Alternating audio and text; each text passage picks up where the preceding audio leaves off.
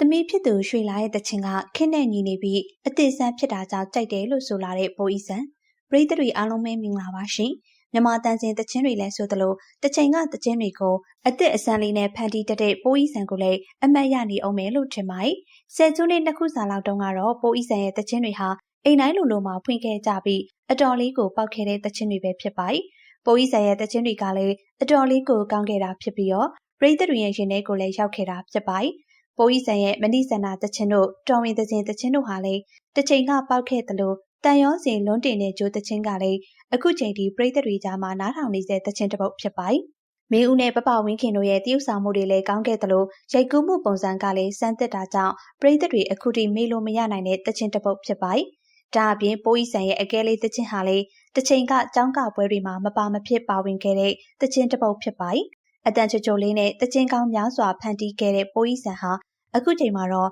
တခြင်းတွေဆက်လက်ဖန်တီးခြင်းမရှိတော့ပဲသူမလိုပဲအမှုပညာဝါသနာပါတဲ့သမီးဖြစ်သူကိုပဲပံ့ပိုးပေးလာခဲ့တာဖြစ်ပါတယ်။ပိုးဤဆန်ရဲ့သမီးဖြစ်သူရွှေလာဟာတော့မကြသေးခင်ကမန်နီဆိုတဲ့တခြင်းတစ်ပုဒ်ကိုတီးဆိုခဲ့တာဖြစ်ပြီးအဲဒီတခြင်းဟာလည်းလူနာမလဲတဲ့တခြင်းပုံစံမျိုးဖန်တီးပုံဖော်ထားတာကြောင့်လေပရိသတ်90%လောက်ရဲ့ဝီဖန်ခြင်းကိုခံနေရတာဖြစ်ပါတယ်။တခြင်းအစမှတင်ကြောင်အော်တန်လိုလိုငိုတန်လိုလိုနဲ့စခဲ့တာဖြစ်ပြီးတခြင်းစာသားတွေကလည်းလူတွေနားမလည်နိုင်အောင်တည်ဆိုနိုင်တဲ့အရေးချင်းတွေကြောင့်လည်းပရိသတ်တော်များများကိုစိတ်ဒုက္ခပေးနိုင်တဲ့တခြင်းတစ်ပုဒ်ပဲဖြစ်ပါတယ်။မြန်မာနိုင်ငံကပရိသတ်တော်များများကလည်းအမြဲတမ်းလိုလိုကံကြီးထိုက်နေကြတာဖြစ်ပြီးအခုလည်းရွှေလာရဲ့တခြင်းကြောင့်စိတ်ညစ်နေကြတာဖြစ်ပါတယ်။ရွှေလာရဲ့တခြင်းကိုဘယ်သူမှအားမပေးကြပေမဲ့လည်းအမေဖြစ်သူပိုးဤဆန်ကတော့အားပေးခဲ့တာဖြစ်ပါတယ်။သမီးဖြစ်သူရဲ့တခြင်းကိုသူမနားထောင်ကြည့်တဲ့အခါမှာတော့တခြင်းပုံစံကအသစ်ဆန်းဖြစ်ပြီးသူများနဲ့မတူတာကိုဖန်တီးပုံဖော်နိုင်လို့ချီကျူးကြောင်းလည်းပြောဆိုခဲ့ပါတယ်။တခြင်းစာသားထဲမှာပါတဲ့ဒီကောင်းဆိုတဲ့စာသားကိုလည်း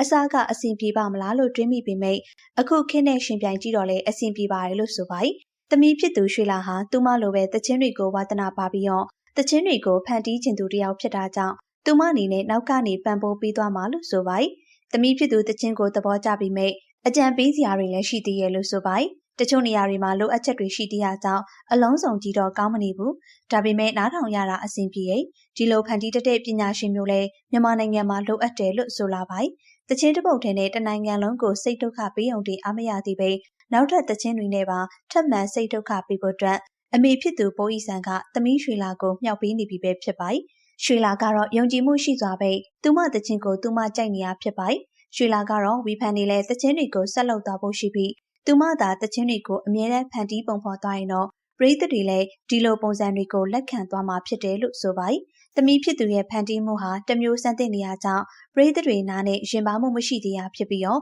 အကြိုက်မတွေ့ရမျိုးတွေရှိတတ်တာကိုလည်းနားလေကြောင်းပြောလာခဲ့ပါတယ်။ပိုးဤဆန်ကတော့သမီးဖြစ်သူရဲ့ဖန်တီးနိုင်စွမ်းတွေကိုလည်းမကန့်သတ်ထားသလိုပိုးဤဆန်ကတော့သမီးဖြစ်သူတွေရဲ့ဖန်တီးနိုင်စွမ်းကိုလည်းမကန့်သတ်ထားသလိုသူတို့ဖြစ်ချင်တာတွေကိုလည်းအမြဲတမ်းပံ့ပိုးပေးသွားမယ်လိုအပ်တာတွေရှိရင်လည်းထောက်ပြပေးပြီးပြင်ပေးမယ်လို့ဆိုပါတယ်။သမီးတွေကလည်းအရန်ကိုစူးစမ်းတဲ့ကလေးတွေပါဆိုပြီးပြောလာခဲ့ပါတယ်။ပရိသတ်တွေလည်းရွှေလာရဲ့မန်နီတခြင်းကိုဘယ်လိုမြင်လဲဆိုတာလေးတွေကိုပြောပြသွားခဲ့ကြပါအောင်ရှင်။